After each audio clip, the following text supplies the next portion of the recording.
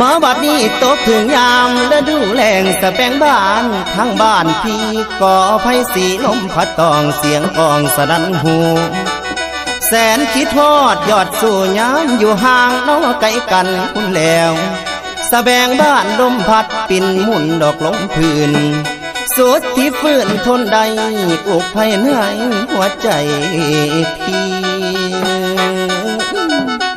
นางเอ้ยนางไงกูละอายนี่หุนพรบ่พรบอกข้านิ่งน้ำนองเจ้าเรื่องเก่านอกข้างหลังคุณแล้วมันยังฝังในใจเสียจ้องจำเด้อจิตอายคำที่สายเคยเบาไอ้น้ำสาวเบิดทุกสิ่งคำ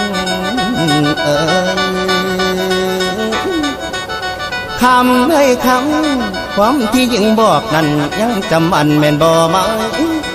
น้องว่าน้องฮัก